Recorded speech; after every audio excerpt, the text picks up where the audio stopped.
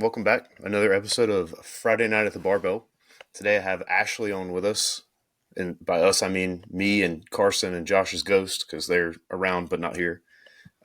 She's the current, on her way out, uh, Alabama women's basketball strength coach.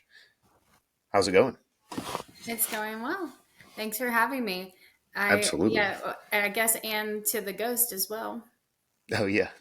They're excited to listen to this later Okay.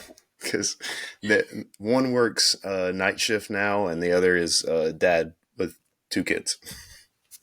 So Yeah, he's finding time and he for hosts. everybody that works is Yeah, that's I think that's been the toughest thing about doing this. It's been fun, but it's tough to get like four people's schedules aligned. all to align. Yeah. And now Josh and Carson both work 12-hour schedules. So it's been fun. You're like, yeah, no. But anyways, more about you. Tell us how you got, or tell me how you got into being a strength coach and like what was your journey into coaching in athletics like you do? Because you coach elite athletes. I've coached some great athletes, but I don't know if I would call anyone elite enough to be a Division I athlete. I mean, you have coached some big time people though. Um, Yeah, don't tell them that though.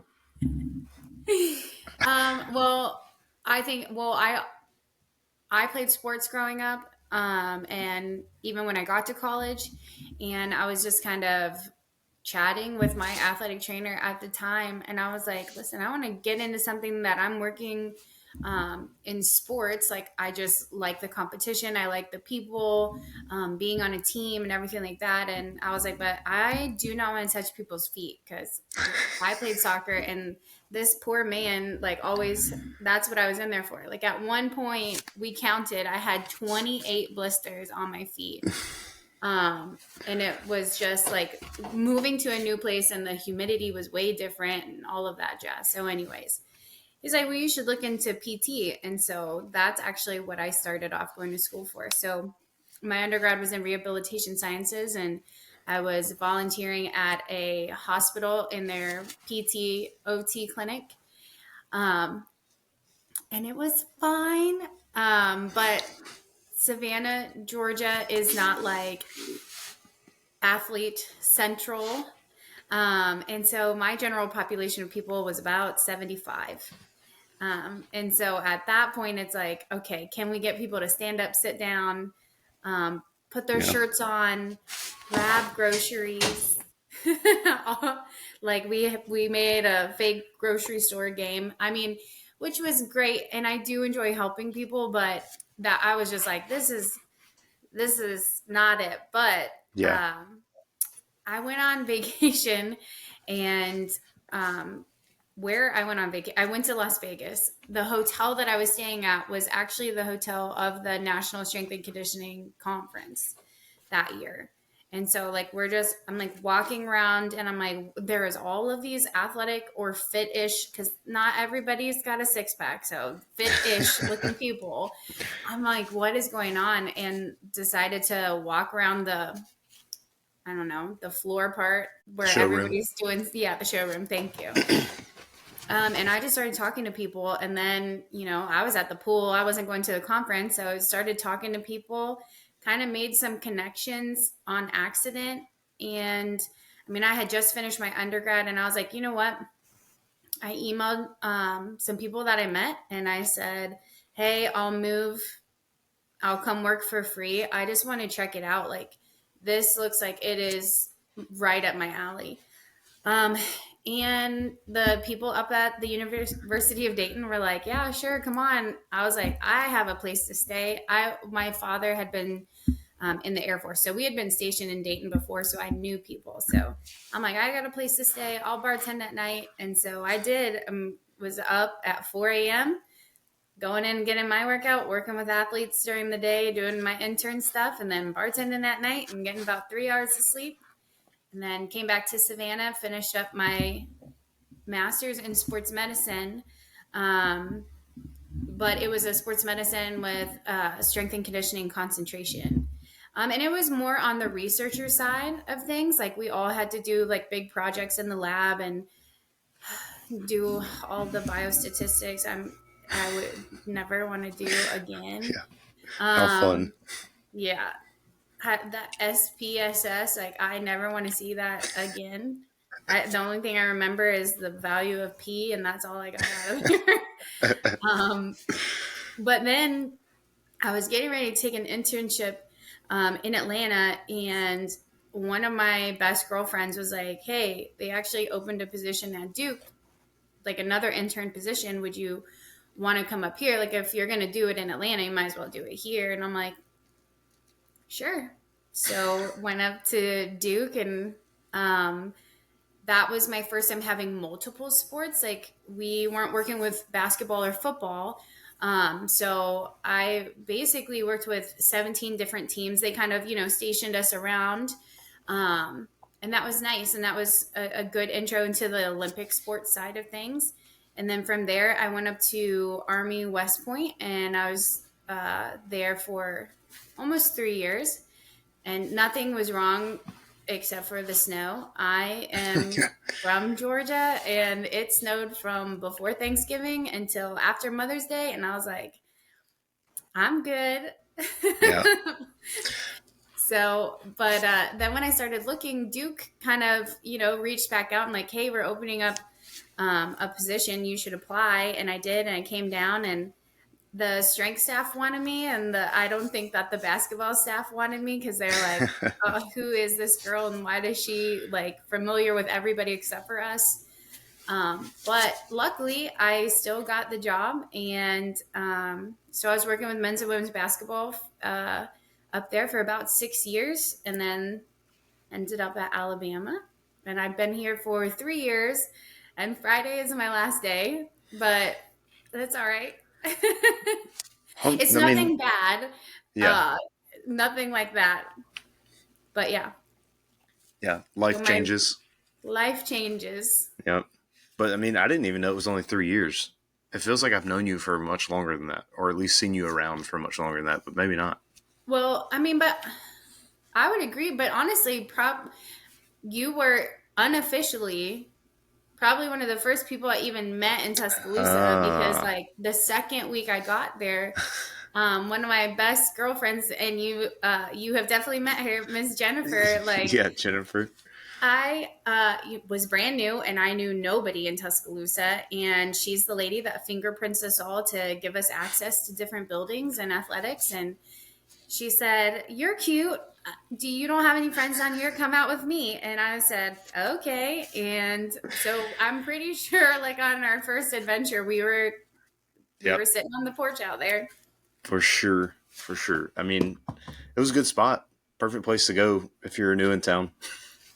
Well, and that was before, like, I mean, that was before all the changes too. Yep. So I mean, it was chill. Like there were no students in there. Yep. It was, Yeah. yeah, so you could Unknown. just sit and relax. That's awesome. I didn't realize you had such a illustrious career already. I mean, being at Duke in general, especially involved in basketball, is big in my mind. But I'm a big basketball guy, so And I think I try my hardest not to take that for granted at all, because mhm. I know there are a ton of people that are like, if I could have walked in your shoes and been up there and like having the ability to not only work with the women, but Coach Will, who has been he was the men's and women's strength coach before I got there for 17 years. And when I got there, he got to move over to just um, work with the men. And so he's like, I'm your assistant coach for the women, and you're my assistant coach for the men. I'm like, all right, cool. Nice. And then about 2 years in, I think it was because he finally had the opportunity to go to the doctor, because he didn't have any days off, because our off days are different than their off days. He had to go get surgery, so he was out for 3 months. So I'm like running back and forth, and I was like, after 3 months, I'm like, how did you do this for 17 years? Like, I'm tired just doing it for 3 months. Um, but that was an awesome experience. It was awesome that like Coach K was fully on board. He was like, Coach Bull said, I'll grab somebody from the Olympic side so you can, have a male if you want to. And he was like, absolutely not. Ash is doing it. And so I can honestly say, like, with complete enthusiasm, I have worked at two of the best colleges in America. And then on top of that, one of the, best academies in the United Mm-hmm. States. So I'm not batting, I'm not doing pretty bad. Right. Yeah. I, I I've had some agree. good spots. I got to meet a lot of really cool people. I think maybe my coolest story is I randomly went to Boston for 2 days. Um, I just needed to get out of town, so I was like, "All right, let's go to Boston." To And then, Boston it is. it was. I think I looked up, and the day that I was leaving, I was like, "Oh, the Celtics are playing." So I'm like texting Jason Tatum, and I said, "This is random, and you can tell me no. Can I have 2 tickets to your game?" He was like, Coach Ash, whatever you want. Yep, you got 2 tickets. I'm like, that is probably my coolest story that I could ever tell anybody. Yeah. Um, but that's nice. And honestly, I did not watch NBA at all. You were Like busy. that, You're too that was busy to just, watch anything. yeah. Well, and like that was just, I played soccer growing up. You know what I mean? And Yeah, that's so true.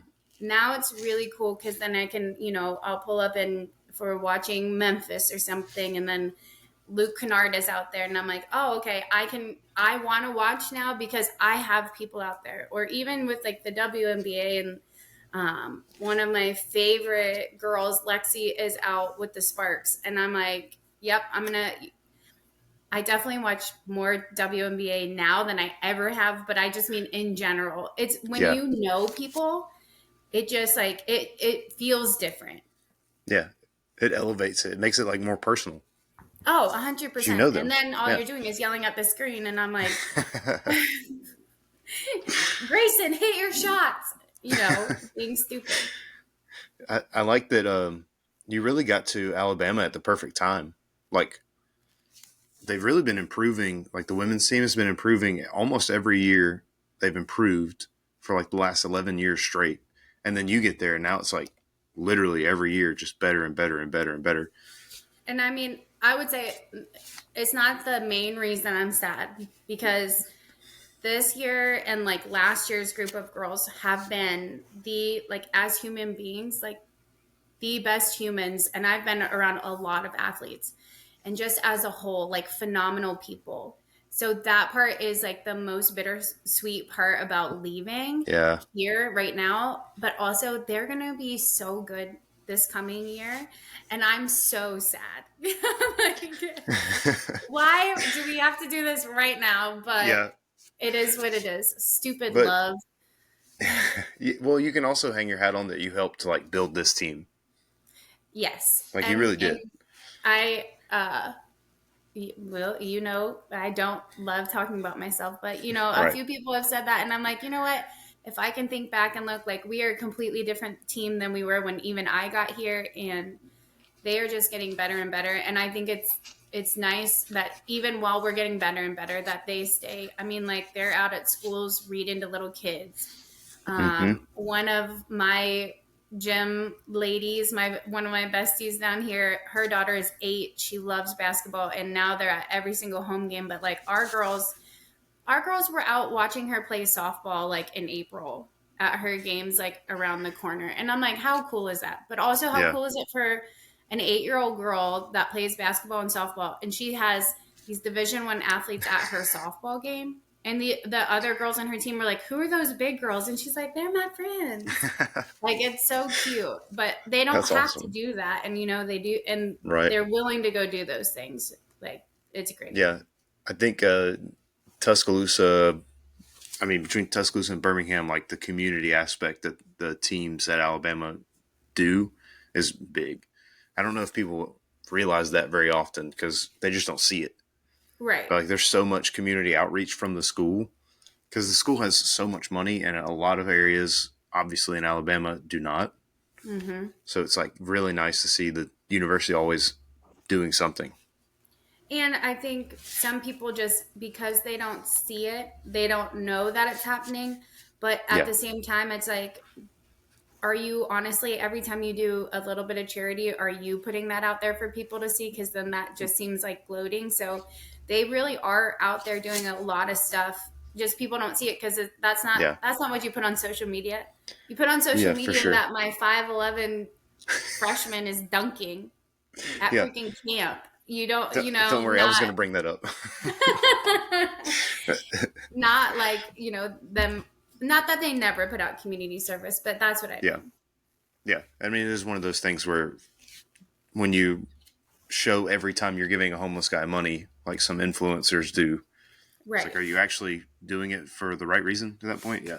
That's kind Right. of Or the you just impression want that a people will pat on the get. back. Mm-hmm. Yeah. But I think people maybe just don't see it, so they don't realize it. But yeah, I think it's a big thing. It's always nice to know that it's happening. Yeah. Next, I kind of want to get into like your coaching. How many girls do y'all have on the team? Right now, there are 14, but I would say 14. typically for women's basketball, you have up to 15 Right. scholarship spots. Okay. 15 scholarships. So you're training 15 people at a time, at least, probably closer to 20 at a time during like training sessions. And how do you balance like individual needs versus team needs in the strength and conditioning aspect? Um, that is 70-fold, Yeah. but Right. I I wanted can the as take you. complex answer as possible. Okay, so our team comes back in the summer. We don't play until Mm-hmm. November.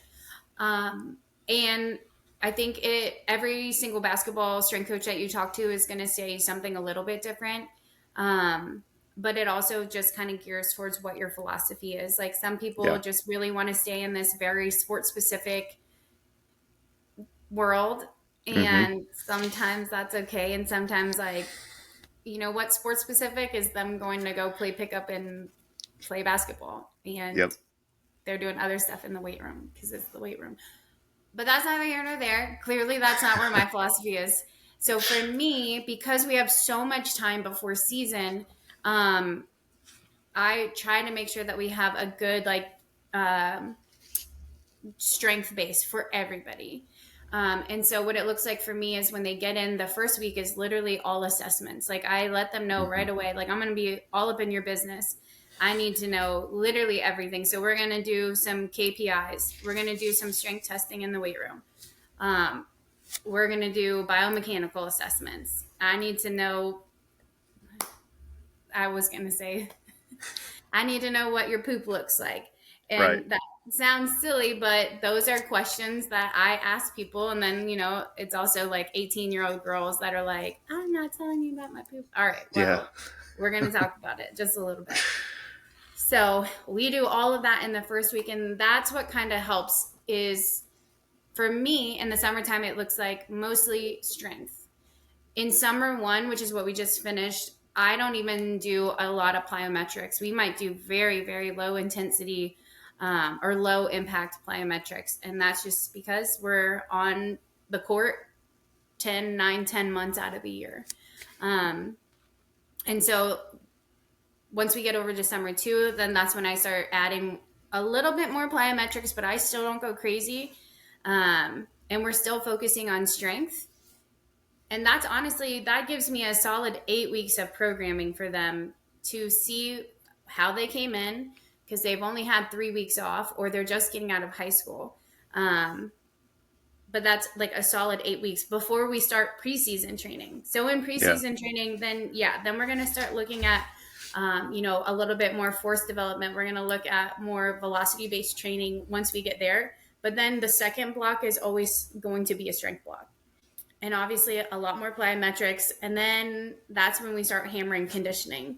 I think that's a big area that, one, my philosophy changed in the last 15 years, but also a lot of people's philosophy changed. Like people want to be running people in the ground again in June and July. And it's like, we don't play till November.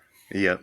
And I don't even care if you're all the way in shape in November. I want you to be in shape in January and February for freaking conference.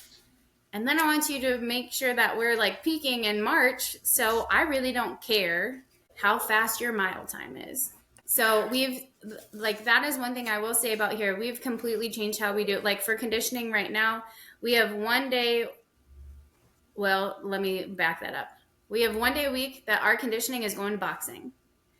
It is very low impact, especially for their lower body, which a lot of Right. them need because we're still on the court every single day. They don't understand that it's also good for me because you have to keep your hands up the entire time. And I mean, by God, on defense, if we're not yelling hands up the whole time, uh, plus there's a Rebounds, defense. yep, there's a crap ton of core involved. There's footwork involved. And so I just get a lot out of it. Plus, by the end of that 45-minute session, like everybody is drenched in sweat. Hmm. So that is our one every single week. And then one week we will do, or I guess every other week. So one week we focus on linear and speed work, focusing a lot on acceleration in the first three steps, just because in that 94 feet, we're not really getting to full acceleration, but I need to be able to get out as fast as I can, change direction as fast as I can. And then the second week, then we're doing change of direction and agility stuff. Then we go back to speed work, back to change of agility and direction. But once we get to preseason is when we'll add like the stupid conditioning. It's not stupid, but you know what I mean? The stuff that everybody hates. Necessary. Yeah. Yes. The stuff that everyone's like, okay, grab the trash cans out. Somebody's gonna throw out like Yep. those Running types of till I'm things. tired. Yes. Yes. I'm familiar with that. Until I'm tired of watching you do it. Right. And yeah, and then okay, so I got way far away from your question, which was after those initial assessments in the first week, week and a half, I just for me, I split the ladies up. Well, technically in four categories, but really five, because for my freshmen, they're not doing as they're doing the most regression that I can get a movement and seeing how they move, and then that will determine how much faster they progress in I those see. areas. So they're not going to start out with a back squat. They're going to Right. start out with some some split squat holds, and let's see how much your legs are shaking if you hold it for 30 seconds. Yeah. But That's good. outside of that, which is usually a lot because they've just come in and they have never been in a weight room before or have had very Yep. little in a weight room before. And bonus for me, then I'm just like working on strengthening like your tendons if we're doing a crap ton of isometrics. So that's a positive. Um, but the other groups are, I'll have a knee focus group, a hip focus group, an ankle focus group, and a core or posterior chain group. And so that's just all based off of assessments. Yeah. So in answering your question, let's say that the meat and potatoes, especially for sophomore, junior, seniors, or grad students, the meat and potatoes is the same. We're going to work on, the strength block, usually an eccentric block. For me, they hate it, but they love it. We always have a pull up block. Because I find it to be very impressive to say I have out of my 15 kids, all 15 can do a pull up by the end of the summer. And most of them are doing way more than I think at the end of the summer last year, the least amount was four. And I have, six, 5, 200 plus pound ladies doing pull ups. Like most women can't do pull ups. So Yep. we're doing pretty It's good. badass. But I would rather watching 6'5", 200 pounds do push ups sometimes is just like not the easiest. Right. Hell, 5'7" doesn't always look the best either. But then repping out pull ups, I'm like, okay, I'll take it. Yeah. Yeah. It's the wingspan. I get The it. wingspan. It's It's just like tough. um so yeah, so that's how they get split. So, we'll do our strength block, our eccentric block, or whatever it is, pull-ups, and then their accessories, that's how they're put into their groups. So if you just have no ankle range of motion, you're definitely in the ankle group. And Yeah. the rest of your stuff is based off of that. But then it's still nice because you usually have one or two other people that are in your group. So you're not just asking me what they are. Like somebody in your group knows what the exercises are. Yeah. And I think that's pretty good across the board. Like, I mean, that's how it is in high school too. You know, you're following a senior around most of the time, first times in the weight room. So it makes sense. And it gives them it empowers people. right. Well, that and there's only one of me and there's 15 of you. That's And so true. if I have to explain the same exercise, not that I don't, I mean, Yeah. You have to that read doesn't it over and matter over if, again. yeah, that doesn't Yeah. matter if you're in a weight room, in a group fitness class, in a one on one session. You can explain it till your head falls off and they're, how Yes. many reps? Please just look at your paper. But yeah, so that's how I try to split them up. No, I think oh yeah, in my posterior chain. I'm like, I know we had Yeah. some hammy stuff because and Yeah. then for fun, because they think it's fun and because I make it fun, but really from me and the athletic trainer, I'll do an extra session during the week on Wednesdays because it's hump day. And then that is our glute lab day. So it is, you do not have to come, but in that session, you can wear whatever you want. You want to wear your cute matching pink set, you can. If you want to wear your Alabama stuff, you can. The music is all stupid, you know, Big booty booty shaking, mix. Yeah. Yeah. 100%. Big booty mix 12. Yeah. I get I it. prefer 15. 15, I think.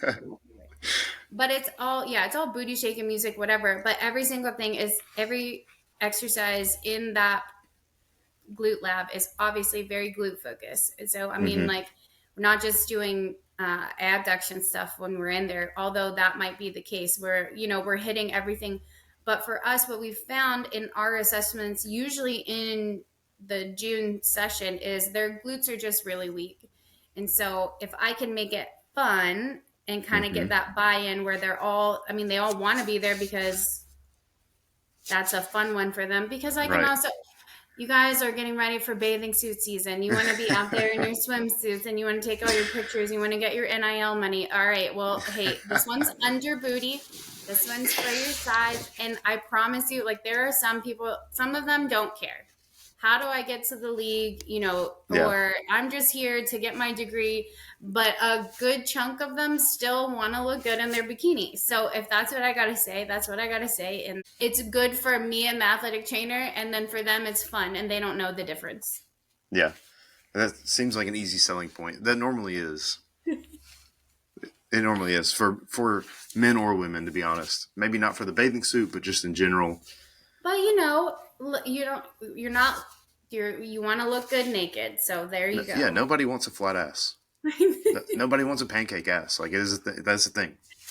A So 100%. I that And they will tell you that a lot of them had to go up a pant size last year. I And not good. like not in their thighs anywhere, just in their butts. And I was like, that's all we want. Yeah, that's positive. You should put that in your resume for sure. Well, my very first, this is a random ass story. The very first time that I did fantasy football, it was like me, I did not want to play. I knew three people, but hmm that's okay. So it's like me and the men's staff at Duke. And I'm like, okay, we're in this draft and I'm getting some people. One of the guys is like, how did you pick your team? And I said, they're either good looking or they have a big butt. And they were like, what do you mean they have a big butt? And I said, if you want to find who has the most power on that team, they have a big butt. I was like, and Yep. I'm not lying. That like I can find you research about glutes and power. And my very first time, I came in second place in that league, and that's because the other guy cheated on that last like championship round. He was trading all these people on the last Trading day, and around. I'm Yep. like, "What? Wait, what are you doing?" He's like, "No one else is in the championship except for me and you." And I'm like, "I didn't even know that was a thing." Yeah. But that's fine. Classic. That's fine. Yeah, I agree. Me You and can. I was gonna say anecdotally, you can look at sprinters like Olympic sprinters. Yeah, they all have big thighs, they all have big butts, Mm-hmm. and they're all shredded to all get out. Yeah, they're lean as shit. Yes. Yeah. And they train for just sprinting. So And they got lots of rest in the middle, like crazy. Oh yeah, it's nice. dream. Yeah, dream. If only. Maybe I'd be as jacked as them. If I could just rest more. That's my issue. Well, Not if I would not just the run genetics. more, maybe. I think I can nerd out on pretty much everything you said so much. Just I just love like strength and conditioning so much, and it's funny to hear you talk about it like breaking into groups and breaking into blocks because that's pretty much how like powerlifting one-on-one strength training works is like block style periodization. That's probably the majority of the way people do it. So like doing a strength block, doing a hypertrophy block, doing a conditioning block or a GPP, like all those terms are like second Wait, nature to me now. power lifters do conditioning? Occasionally, our conditioning looks different. Our conditioning looks different. Moving That more weight fast. that is most of the time the only way you can get them to do the conditioning. Yes, but the old school like pre 2015 or so was like all powerlifters are fat as shit. They're strong, but they're all fat as shit. Now it's kind of changed, and a lot of the best powerlifters look like bodybuilders. So they do a combination of everything. Well, because mass moves mass. Yes, yes. But they're not as fat. So, like, mass did move mass, but it was like 400 pounds of mass. Just overall massive. Massive But humans. yeah, they most people, yeah, most of them are. They're really good ones. Uh, but yeah, I fucking love that shit. I love talking about it.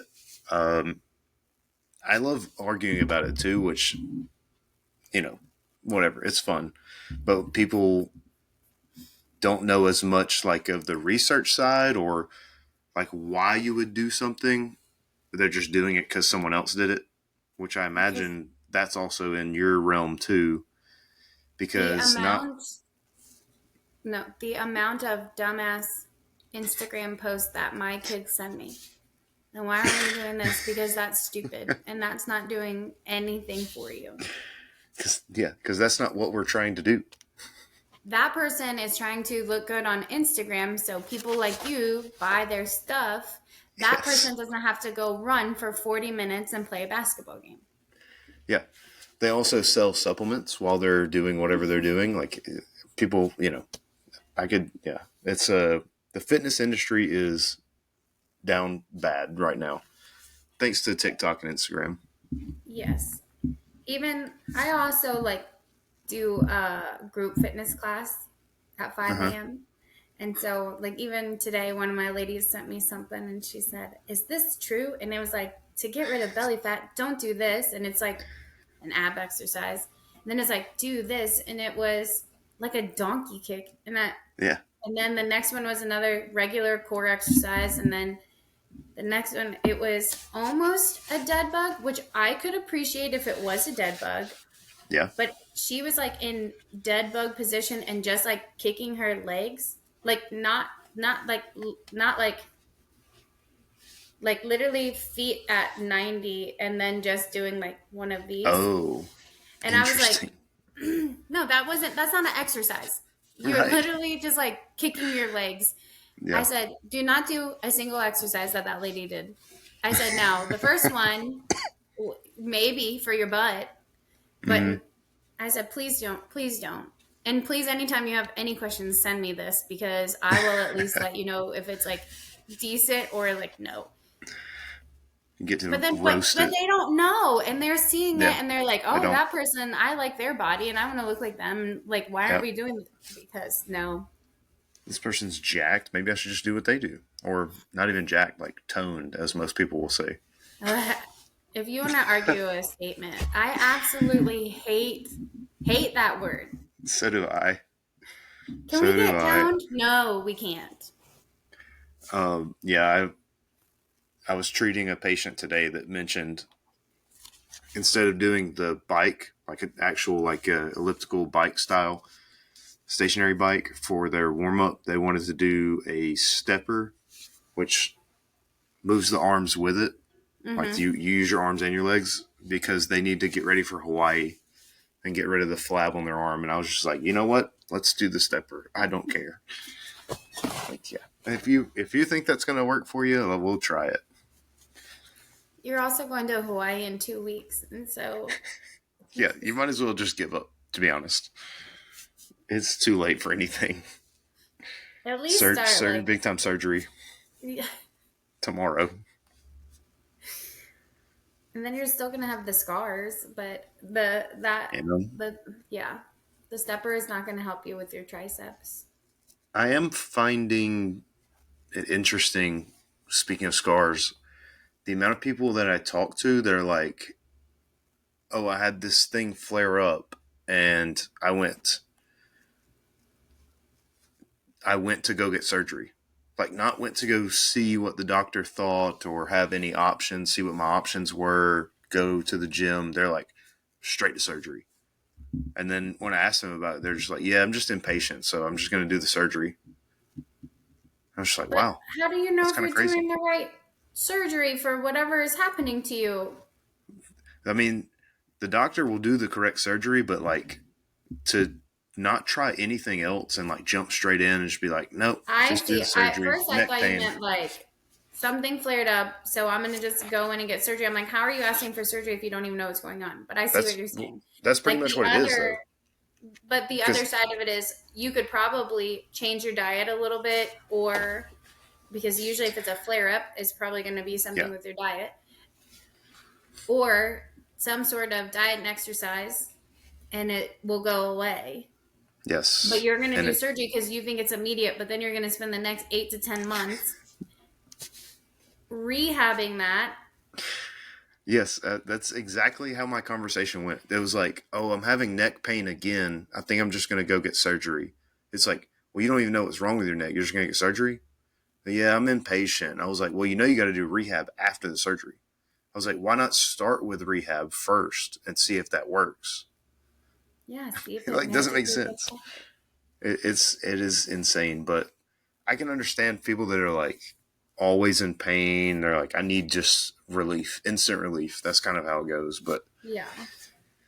it's fun. You're basically doing, or I don't know exactly what your next step is, but what you've been doing has been your original goal of PT. You're just doing it on a different scale. Yes. Like, But I also find that that part is interesting. Like, I think every university should have their a strength coach with their athletic trainer, with their PT, all in a yeah, room and sit down and be able to be like, okay, what do you foresee, especially if it's coming from like a return to play after injury or in like your world after surgery too, right? In like, okay, how long on this return to play is it's mostly going to start PT, right? And then we're going to move PT and a little bit of athletic medicine because they're going to do a bulk of the rehab after PT's, at least in the sports world, more of the yeah, range of motion stuff. Not that they're not doing more than that, but and then it starts integrating, and then how much is it? A little bit of PT, mostly AT, and then goes to strength and conditioning, and then PT should be done, athletic training to yes. strength, and then strength before we're returned to play. And I don't think that those conversations happen enough. I mean, Hmm. I have had some phenomenal athletic trainers, um, but like I think more and more of those conversations need to happen because they do overlap, but they don't completely overlap. Like I can see in the PT realm, especially if you're working with sport, yeah, you're going to be working on a lot of range of motion stuff, getting them back to full range of motion. Um, not that you're not doing exercises with weight, but you're starting out doing exercises with weight. Um, I was gonna say PT in that sense. So like, yes, it's range of motion, and then it's like preconditioning. So you're like moving them along, and then preconditioning phase, and then that would switch on with athletic training, and then athletic training gets them ready to condition, and then it switches on to strength and conditioning coach. So it's like Yes. it's like goes in. They all go together. I agree. But then, like, at what point should I be looking over at a PT or an AT and, like, the kid's got 135, 155 on a bar for back squat? It's like, okay, at that point, like, come on, I can do this part. Yes. Like the loading and the strengthening part, like, I got you. I promise you that's why they hired me. Yeah. You know what I mean? Like those Yes. sorts of things. But I think it can be a phenomenal collab when it's done Hmm. correctly. But I do think those conversations need to happen more. But I also think like more PTs, like where I came from in North Carolina, I mean, almost every single, okay, that's a lie.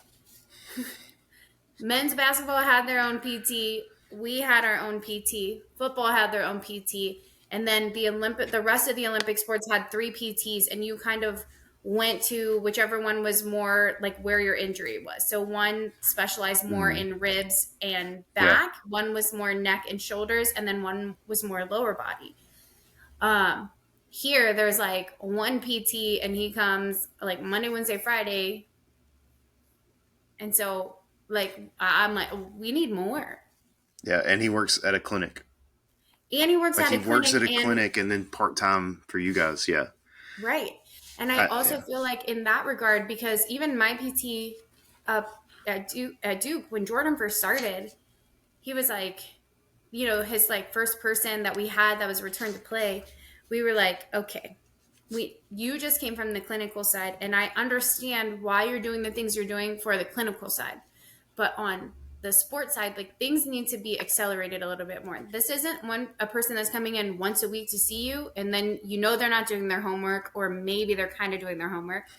This is a person that you literally can have your hands on every single day. So you need to have your hands on them every single day, and they need to Yep. be moving a lot faster than this. Yep. And so I understand that part being you know, a change when you're coming from a clinical setting. And so that's where I do think that there is a little bit of drop off, and that part could be better. Yes. I fully agree. I think PT is kind of behind the times just in general. Like some of the stuff they do, which is better to be conservative, especially for athletes. Like you don't want to re-injure, especially if it was like like actual surgery, something serious. You don't want to re-injure anything and have a second surgery, and now they're double time. But And now it the does other side seem, is probably gonna go. yeah, the other side's weak now because yeah. But there should be better protocols, and yeah, if you had a PT on staff, like for women's basketball, there would be better protocols. They Yeah. probably would be sped up. They would be balancing both sides just as much as they're getting one healthy. Like, I do believe that would happen, and I fully agree. I think there should be more collaboration. I always thought it was weird when I tried to shadow the PT for Alabama sport, all of them for one PT. That doesn't make any sense. That's not It's even insane. possible. It's And insane. they told me he was like out of a random clinic, and I was like, the University of Alabama doesn't have a physical therapist on staff? What? That doesn't make any sense. And I don't know if they just relegate everything to athletic trainers until he comes around, or if I mean I see you doing a lot of like PT athletic training style stuff. So they just like anybody around, just No. grab their Okay, leg. so I will say that something that they did do is a former athletic trainer that she's still here. She was an athletic Mhm. trainer here for a while. And so they moved her into the rehab side of things. So when he's not there, she is facilitating a lot of the rehab stuff. And but yes, I do feel as though the athletic trainers on our staff are heavily involved Yeah, because there's one person for 600 and something athletes. Our athletic medicine team, they are rock stars. They are doing a crap ton of stuff. yeah, But then that also means, like, I mean, there are times I am never the athletic trainer. I don't want to be the athletic trainer, but yes, there are times where I'm like, all right, I'm your assistant. Like man, I can work an alter G like it is nobody's business, and we're out yeah, here running in pools and doing all that stuff, and like I'm doing that on my own. Um, like I will help my pupil out for sure. But I think that that is like, what? Like, they're athletes. Like, stuff happens. Like, we need more PTs. But that's just my, I don't know. Maybe that's my plug. No, I agree. Like I said, I thought it was insane when they told me that, and just imagining that kind of workload, like it doesn't even make sense. It's literally not possible. Like PTs normally see 1 to 2 people an hour each day. To even like the math ain't mathing, especially with the facilities that they have and the money they have. Like, just put one on staff, at least one on permanent staff. I don't know. Agreed. Um, but it would be interesting to see that, because with collegiate athletes, you have a phenomenal amount of time to recover, especially at Alabama, where like there's so many tutoring services available to the athletes. They make things accessible to people. They give them fucking electric scooters on day one, and so having that kind of a collaboration with the staff to make sure people are getting what they need outside of the gym, I feel like would be important. Yes. But I mean, don't get me wrong. They definitely have access to a lot. And they are They do. definitely getting, the sleep talks, the protein talks, the carbohydrate talks, the supplement talks, the, wear protection when you're sleeping with other athletes in particular talks.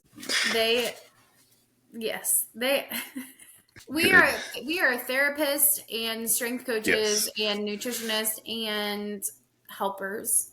Other duties as assigned. Yeah. Mom. Oh, super mom. Like, oh, you were planning on leaving at 4. I know you got here at 5 a.m. and you were planning on leaving at 4 p.m., but can we talk? And then we talk for like 2 hours. Whatever, Yeah, and you whatever, have whatever you need. long days. It's But it's necessary. fun. It is, and it's necessary really with. I mean, that's how I am sometimes. I'm mostly just talking people off the ledge when they're like, "This shit sucks. I don't care anymore. I would rather quit than do any more." I'm just like, okay, can we take a breather for 1 second? I think that and I'm calling myself out, I think that all strength coaches, personal trainers, powerlifting coaches, anybody that has to do with the weight room, group fitness instructors, we all need to take like a basic psychology class, some sort of mental health class, because I feel like at you are 20% of the time you are doing your job and the other 80% is literally just listening and talking to people, or hopefully helping them not cry, or hyping them up to do the most awful workout you've programmed Yeah, them. yeah, Yeah. yeah. Lying to them. Yeah. This is You'll be great. fine. It's okay. You Uh, can go, you can add 5 more pounds. You're fine. it won't crush you. I'm sure of it. I think for me, I was coaching a lot of people and then got into school and whatever. But I think to me, it is most rewarding coaching women. I think it's mainly because not that their expectations are lower, but they don't even realize where their expectations can be. Whether it's kind of like your freshmen, how some of them didn't lift before. So it's like they don't actually know what their potential is, which is Mm-hmm. always fun to watch it like grow, and then the confidence grows, and then the weights follow. Yeah, I think that that one is, it's different because Mm-hmm. yes, like what you're saying, a lot of the time when the women come in, they haven't lifted before, or it's like been very minimal. And so you see the biggest gains for people, the biggest improvements are obviously their freshman year or freshman to sophomore year. And that part's awesome because then exactly what you're saying, their confidence gets so big. Yeah, But what I do really love about having them in the weight room as well is because a lot of them don't love the weight room to start out with because, getting bulky and all of that yeah, fun yeah. stuff because if you touch a weight, I mean, I know I look real manly for doing this for 15 years, but they really have embraced it and enjoyed it. But I mean, even if you come in, one of my favorite bench press stories was one of my girls. She's 6'4". At the time, she was 165 pounds. And so, day whatever, we're doing just the bench press. Just let me see where you're at so we can see where we're going. And I will tell you, because she even sent me, I have not seen her in 6 years. She just sent me a meme the other day because somebody was benching and it was just like this. We had 70 pounds on the bar, and she starts yelling at me on, like, she's shaking and she's almost got it. And she was like, I hate you and I hate the weight room and you're trying to kill me. Like, I'm going to tell them that you're trying to kill me. And I just looked at her. I'm like, girl, we got 70 pounds on the bar. This is nothing. And I'm not going to take that away. It is something. It And for is. most people, it is something. But I was like, don't be for real. And then senior year, she's 185 pounds. She at least, I mean, at 6'4", that's still pretty skinny. It is a little skinny. It's still, but man, her rep out on that, her max on that one, she got to 135. And I'm like, it's also, okay, let's be real. Bench pressing and basketball, like, there's not a big correlation there. Is it necessary? Nope. Not at all. Is it a way to do a good upper body strength for them, for myself, so I can, again, see where they're starting, see how they're progressing? At the end of the day, do I think it's a overall, like, full-on 1-rep max? Not even close. Is my goal to get them so strong that, like, all we care about is their 1-rep max bench press? No. If I was playing basketball and I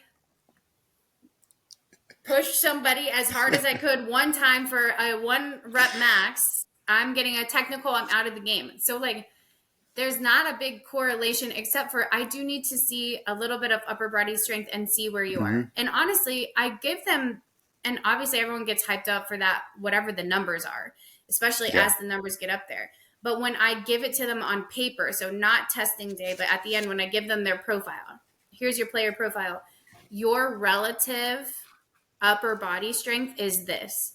And so that's what we talk about. So I don't sit there and say, oh, okay, hey, great job. You did 400 pounds on your max today. I say, okay, I know 400 is like a lot. I shouldn't have said 400. I should have given you 200. Okay. So let me give you 200 pounds. I know you can bench more than 200 pounds. But for this, okay, good job, 200 pounds. That's great. But then I give you your sheet and it says that your relative upper body strength is only 0.7. Then I have to sit down and say, so I know 200 was a good number, but I need you to be, well, if you were a female, I need you to be around 0.8 for me to feel good about letting us not be on a strength program. Nice. And we do.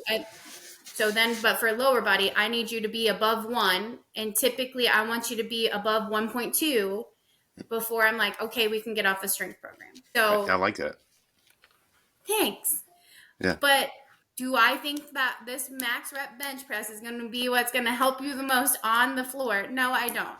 Right. But hey, it's still like people get hyped up for the bench press. Like, okay, let's go. And it's easier because I know if it touches your chest and you fully extend, that counts as a rep. And if I said, let's do max reps push-ups, they're going to start just looking like this. I'm like, yeah, no. Yeah, it's easily measured. It's easily tracked. And then, I mean, maybe holding someone off, boxing out, it could be useful. It's functional. We're bracing. And we always try to put some sort of bracing exercise in anyway. I mean, we can make it work. I can make it fit. Yeah. I'm just saying. For sure. You know what I'm saying. But anyways, yes, I do. 100%. So for her to be able to go from 70 pounds to 135, and honestly, at the end of the day, if I can get like half of my team above 135, like I'm golden. Yes. Yeah. Putting a big plate on for a female, especially one that has never lifted and in a 4-year time span, we got to a big plate and we just repped out 9 pull-ups. Like, Yeah. good. Yeah. I agree. If if you don't have any minutes, that's on you. But you guys, like, you're crushing it in here, and that's all I care about. Yeah. Your goal is to get them ready to get minutes. Correct. Getting the minutes is on them. Correct. But yeah, are you strong enough to sustain this season? Because we literally get on the floor May 28th, and we get off the floor on May 3rd. Wow. And you get 3 weeks off and 3 days at Christmas. So, can I make your body durable enough? Are you accessible to even be on the floor? Yeah. And so it's like it's a fine dance. Mm-hmm. Because I mean, if I was to just sit there and put somebody through a bodybuilding or powerlifting, I have definitely had to, like, hey, we're gonna back off your upper body for a little bit. We're just gonna work on some Right. plyometrics and some body weight stuff, but not to the point where anybody's like, I can't shoot. Yeah. Yeah. But it does, and it builds confidence, a lot of confidence, for these women, but also because, again, I think people, I don't know, it's scary for women to get into the weight room. I'm going to Yep. roll my eyes when I say that, but I know. Yeah. I know what you mean. And at least you guys have like a safe environment. Like it's only you. oh, yes, You know, 100%. they don't have to go to they don't have to go to crunch, Yeah. which would be miserable. The yes. Yes, they're in the safety. It's just us. So if they're twerking around, Yeah. nobody's video. Well, I might be videoing, but nobody's doing anything with that or trying to do anything, There's no whatever. We're creepy all in there for the people. same. Right. Yeah. But I then, to mainly your meant other it. Yeah. point, it has been interesting for me working with men. Now obviously it's been a while, but even Coach Will, the one thing that he brought up, he was like, they come in, they do a great job with him. He's phenomenal. He's one of my favorite people in the world. He's like, but those kids don't come in and sit at my desk and, talk to me about their problems. Like, some of them do as it regards to, like, playing and, their body weight and stuff like that. But, like, their personal issues, or, like, one kid would come up and he'd sit at my desk and he'd have me help him pick out, like, his hairstyle, his next hairstyle, how he wanted to do his braids. He's like, they don't do that with me. And so for me, and I understood what you were saying, but for me, it's like a different relationship with the guys. Like, because the guys will still work with me, but I feel like I'm meaner to my girls than I am with the guys. Like, if I For just sure. came out full on raging bitch with the guys, then it's like, here's another angry female in this position. Like, by no means am I, like, babying them, but I'll try to smile and, like, not have my resting bitch face on the whole time and, like, compete with them when I can compete with them. I'm obviously not going to put 225 on and rep that out. Right. But where I can, do the stuff with them. And so I feel like it's a more, I don't know, for the guys, it's like a lot of them are really close with their moms and they're around dudes the whole time. So here's, like, at least a safe lady that is not, whatever. Yeah. So it is different. Yeah. That's interesting. I don't know if I've thought of that perspective. I guess I do know quite a few, like, just because that's the community I'm in, but powerlifters that are coached by women, and, like, I guess I don't know if they talk to them that way or not. They're like, hey, I just need someone to talk to today. It's probably quite very likely. Honestly, or you're having just, like, a bad day. So, like, hey, tell me what's Yeah. going on. Which Yeah. I mean, I know you have those conversations as well, but, like, again, if I went into, especially, like, let's say I went into the football room, but if I went into the football weight room and started just talking to those guys and just asked them, like at least 80% of them who they have the closest relationship with, they would say their mom. Yeah. And so you have all of these giant big men screaming at you all day. But then you also have, like, one chick that's over there, and, like, don't get me wrong, you're not going to be able to, like, fuck with her, Right. You're not coming on to her or doing anything like that. But that will at least be a little bit empathetic with you and like how the day is going, but is also able to get you to get your work done. Like I think those are really strong relationships that you can build. And I wish people were, and they're getting there. There's more females for sure getting into Yeah. football and men's basketball, but like not enough. No, it's Still going to have take a a bunch of while. old crotchety coaches that have been in the game for 75 years and they're like, that's not how we do it. Yeah. It's kind of funny. Like a lot of industries that happens. Like I give the example of the military, which you're heading back to, sort of. I'm very familiar with. So yeah, I have this friend. He's a major in the army, and he was talking about how the PT program for army changed, like the PT test and everything. How it Yes. used to be like whatever 4 mile run, and that was really it. Push ups, sit Push-ups and ups, sit-ups. pull ups, and now Nope. they have like No, it was push-ups, sit-ups, and a run. and a run. Yeah, and now they've added pull ups and uh, deadlift, a drag, a med ball Yes. throw, like all those things. And he was like, he was talking to me about it. He said the old generals had to die off for anything to change. It's like when the older guys died, that's when things started changing. And it seems like that's a lot of the industries in general. When the Yes, older because white guys die, everything kind of changes a little bit.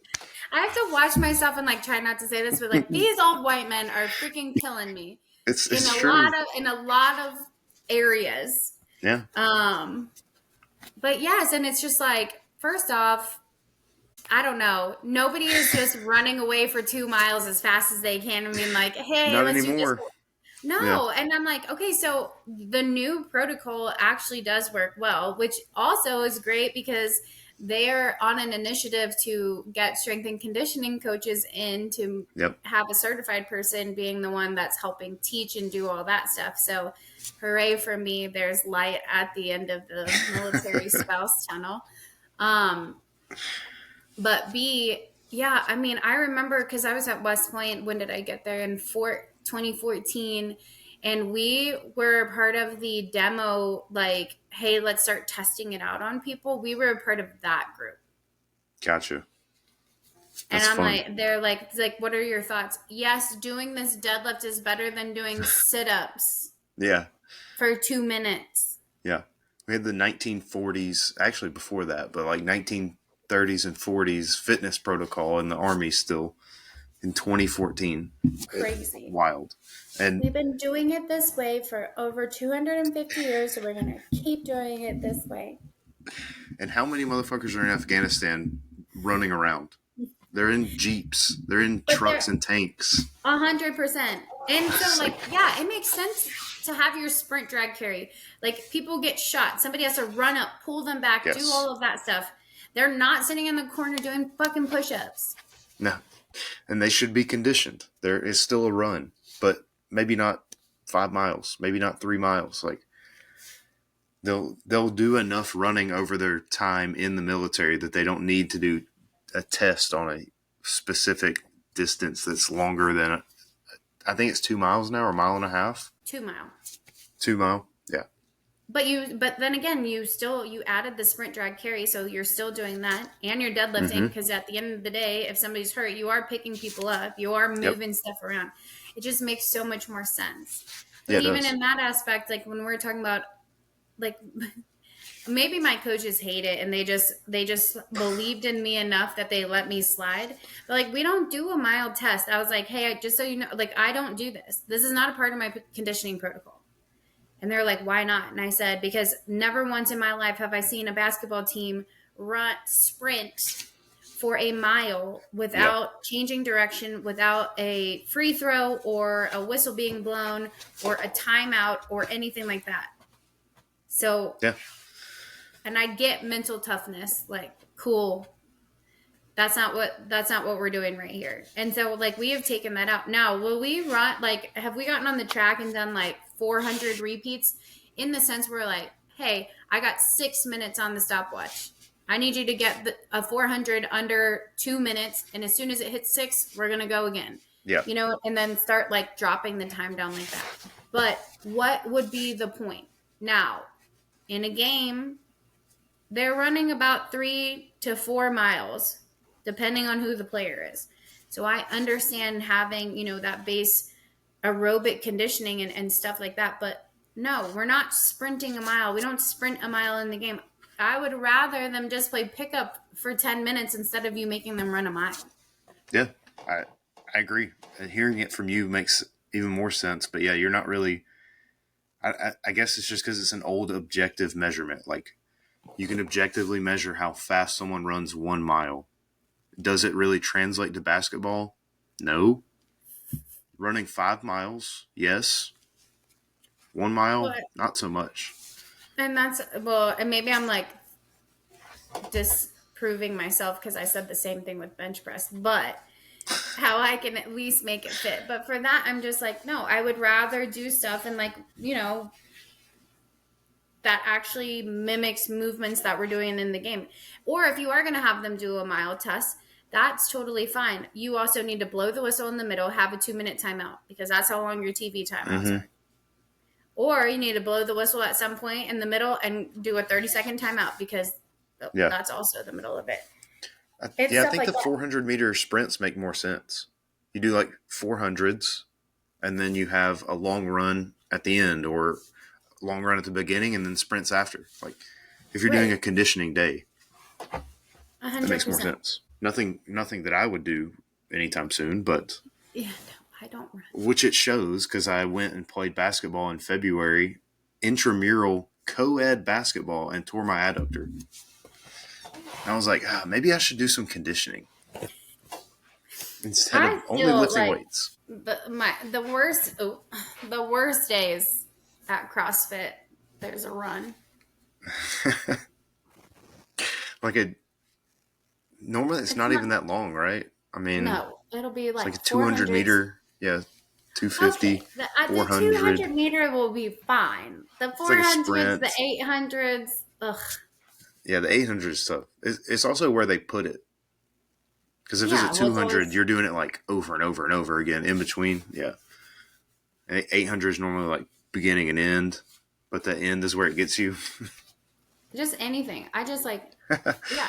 I mean, I'm the same way as you. Like, if I'm gonna do cardio, it's gonna be lifting more weights Yeah. faster Yeah. or a lot with little rest. I like Clearly, sprint I do work. not. I do not look like a marathon runner by any means. I, Um, I heard I heard something the other day. I think it was from the RP strength guys, Dr. Mike Israel. It was like most people, if they're lean, they're like 15% body fat. Like you don't really have truly visible abs, but you're in great shape.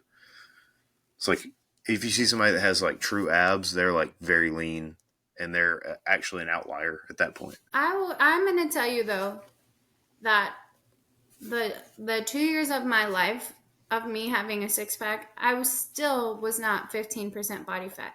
I don't know how to. Maybe all of the fat stayed in my arms and butt, but I don't know how that happened. It is I not guess the yeah, same anymore. I'm not there anymore. yeah. I guess mainly that was probably just men. I think women is probably like 21% normally. Yeah, like that's if you're Yeah, lean, you're anywhere in that 18 to 22 range. yeah, We got that to makes protect sense. more things than y'all do. Yeah, I mean, and hormones are directly related to fat levels. So like, if you have too low of fat in general, even if it's not just body fat, it's like you might be running into some other issues. You're running into a lot of issues. Yeah. Right. Luckily with basketball, like so for the most part with basketball, it's a higher body fat percentage sport than Yeah. than most other sports for women. Yeah, like So like track or something. we don't really see too many issues. Now one year I had a group that I mean like I had 4 people under 17. I mean I had one, she stayed around 9 or 10, but that's just like how she was. Like Yeah. always. And when I tell you that freshman year this girl weighed 128 pounds. She was 6'1", 6'2", 128 pounds when she came in. And by her senior year, she was 170 pounds And every year we probably added between 10 and 15 pounds every year. Like we didn't go from Yeah. 128 to 170. Right. She never got above 11% body fat. That's wild. That's freaking That is nature. insane. And Yeah. she was, I mean, like she's a phenomenal athlete. Yeah, of course. I mean, when she wanted to be. But That's how they are, though. When they're like genetic outliers like that, they're always like that. But we knew. I mean, like even she's like, I know I need to gain weight. I'm like, yeah. I mean, you're not going to be able to play it in the ACC if you can't. If you're just going to fall over, girl. It's too competitive. Yeah, but it was. I mean, like she did a really good job. But yeah, I mean, like we put on freaking like 40 pounds, Yeah, and she's still the highest she ever got was 11%. that's crazy. Are your athletes are your athletes allowed to do like research studies? Mm-hmm. Do you know Alyssa Parton? I don't know if you've I met don't her. know. I don't think I know Alyssa. She's in the um, kinesiology department. She's getting her doctorate, but she's doing a study on like women's strength and I think menstrual cycles at the university. I didn't even because like unless honestly the most I see for people's studies is people coming into the gym, not our weight room, to like Element Yeah, and yeah. putting their studies and stuff on the counter in there Oh yeah, because like they Casey. do. Yeah, Yeah, because I had two of my girls did Casey study, yeah, and then when Casey was doing the body fat one, like even I did that one, yeah. I did that but one as well. Yeah, but Alyssa's doing one if they all wanted to do it. She's looking for women to just participate. And I think she's giving everybody a free gift card or something. But they literally go in and do like I think they do like a 3 rep max and then something else. I can't remember. But I know a bunch of no, people that have I done it. mean they're allowed.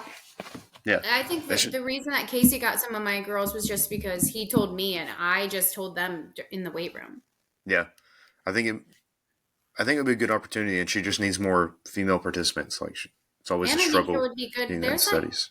There's like two or three of the girls right now in like some sort of exercise science class. Yeah, they probably know her.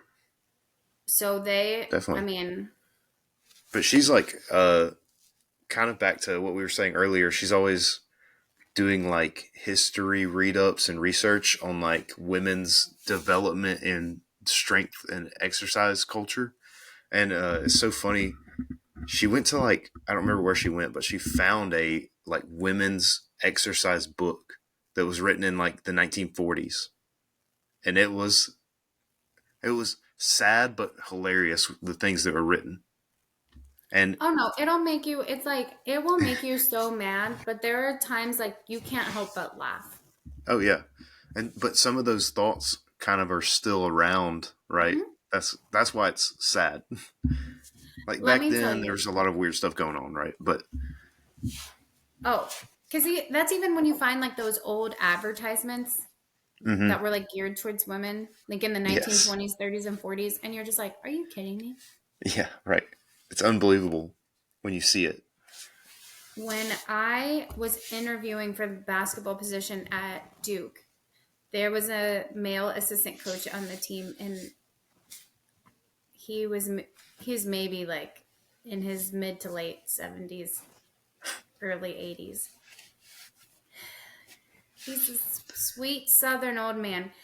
He asked me if I read this book, and he pulled out a book, and it was called Strength Training for the Female Athlete. And I said, no, I did not read that book.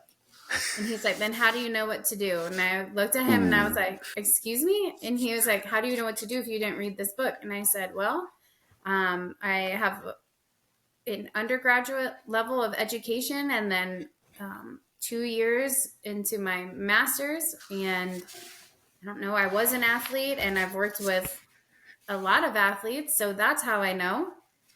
I'm not understanding what your question is. And he's like, well, this is only for females. So if you haven't read this, I'm like, sir, I think that we are getting into something different. Like somebody else in that room had to change this conversation because I was about to yeah, go off on this old man. yeah. He was like, whether it was on purpose or not, making it like political Well, out of nowhere.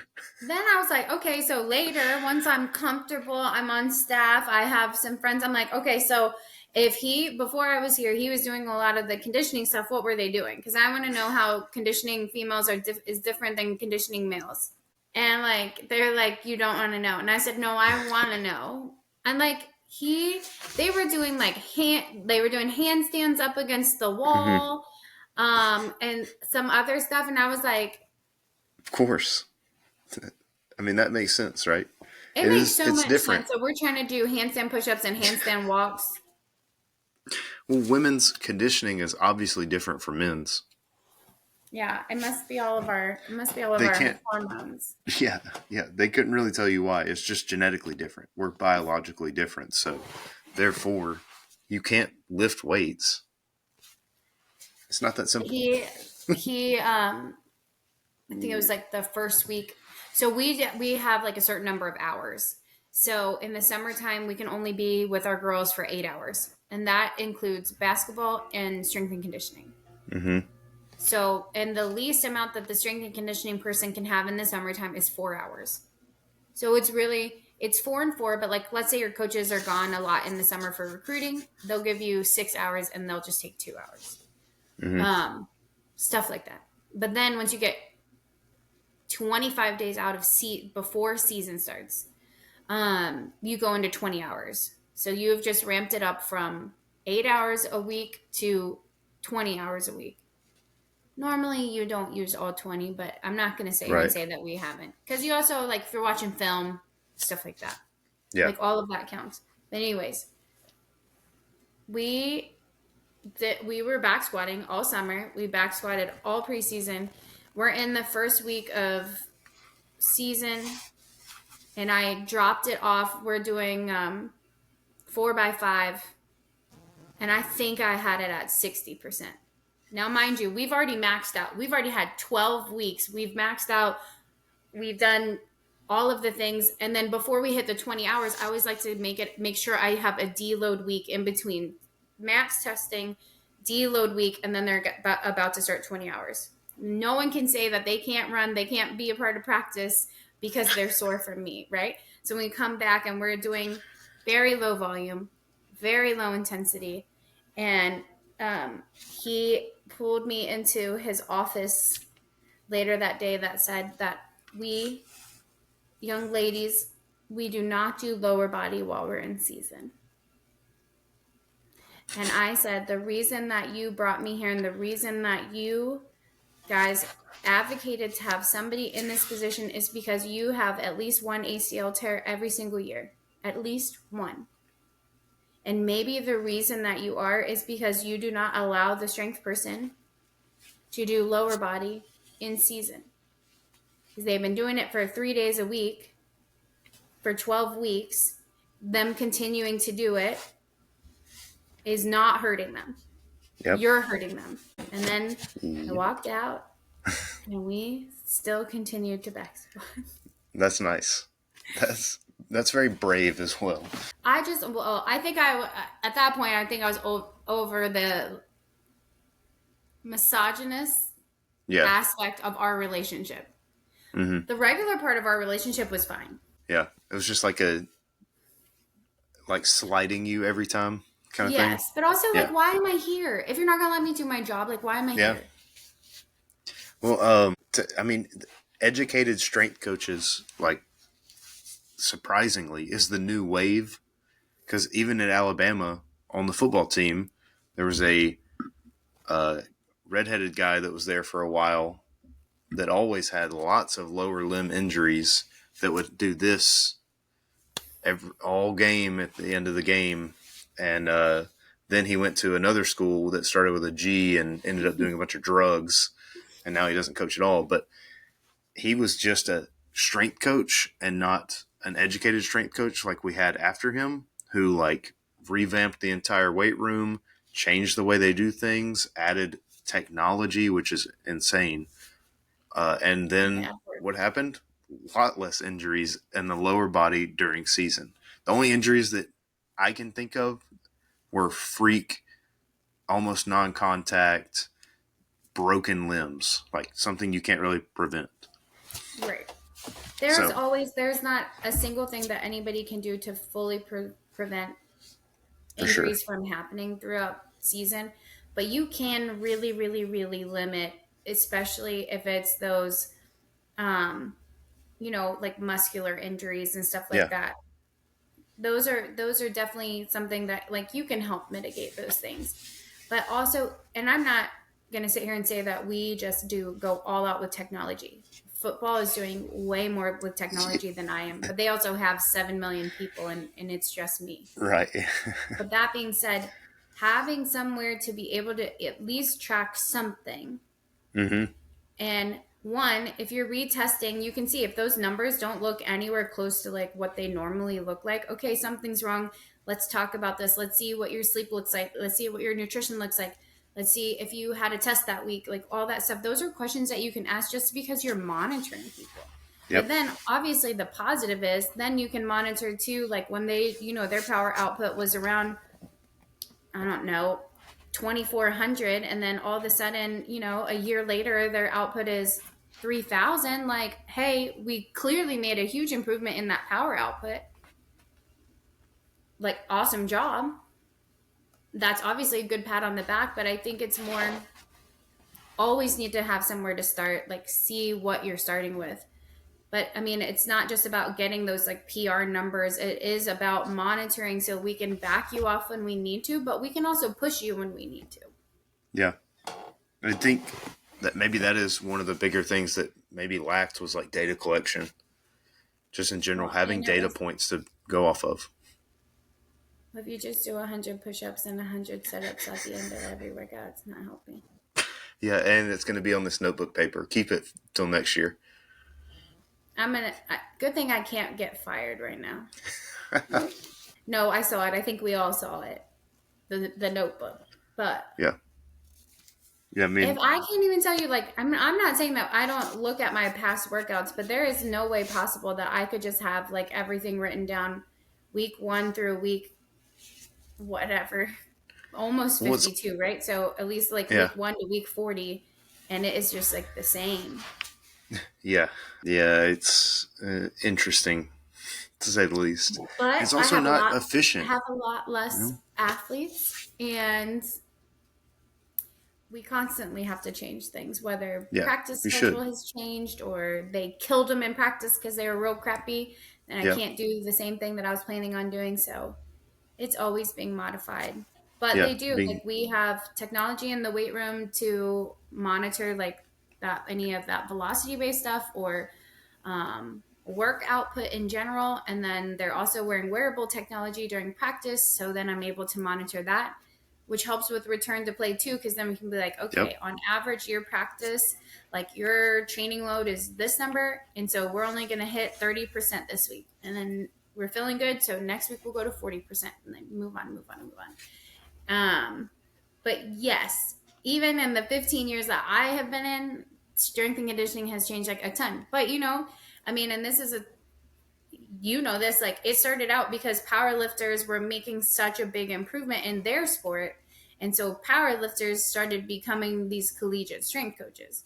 And yeah, so all of it stemmed off of powerlifting. So even in the last 10 years, having a basketball sport specific strength coach is way different than having a basketball strength coach 20 years ago, yeah.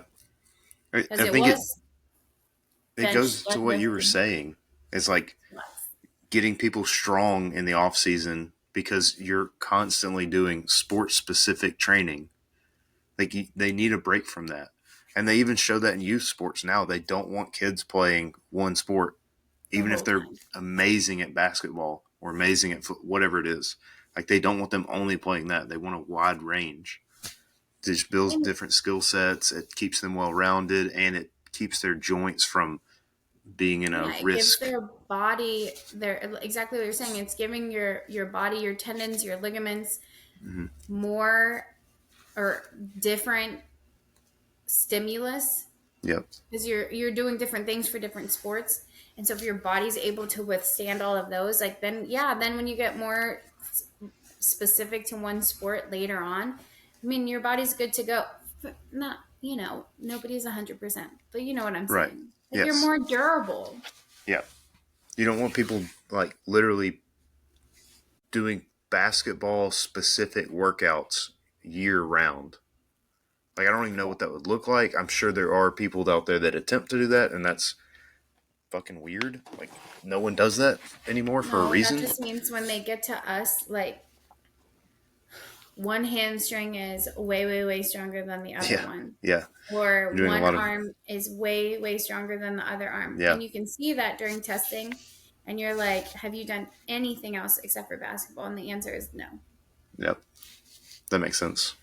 And then I'm not trying to get them to be symmetrical. I'm not trying to get them to be 0-0, but I am trying to get them between 10% Yeah, because at least I feel safer in a 10% range than a 35% range. yeah. That's kind of. I think that would be the ultimate goal of like off-season workouts. Get someone stronger and ready for play, and reduce their risk of injury. Hmm. Because, like you said, you can't prevent it. it. Right. It is sometimes inevitable or just freak accident. Something happens, but you can at least do your part and reduce the risk for their actual musculature to hold up. Right. No, 100. And that's why it's interesting too, because in sports like volleyball and soccer, like I feel bad for those strength coaches 100% because their first game is the end of August. Their athletes are not mandatory, have to come back until summer or till fall starts. So they're Mm, back in August. They get 3 weeks of conditioning and strength training, and then they play their first game. And so theirs are a lot of very acute injuries. yeah, But then I feel bad for my kids because we start on May 28th and we are done on May 3rd. year And so round. we have chronic. And now, don't get me wrong, when the issue happens, it looks like an acute injury, but really it's just a chronic injury because we have been on the court all year. Yeah, And so, acute yeah, on it might chronic. be like landing on someone's foot wrong, but we have been building up, building up, building up. That was just the straw that broke the camel's back. Yep. This is very similar to just rehab in general. I I mean, think that's maybe that's why it helped me to have like a yeah, background. 100%. You can think not necessarily outside the box, but you have like a wider range to go to that some people might not be able to get there critically. Some of It's us true. still can't get there critically. I barely can. I mean, I'm still a student, but I'm in the clinic all the time, just like, what are we doing? I don't understand Why are we doing? what and why, because it's a lot. Thanks again for watching. That was Ashleigh. She's the soon to be former strength and conditioning coach at the University of Alabama for the women's basketball team. And that has been your Friday night at the barbell. Peace.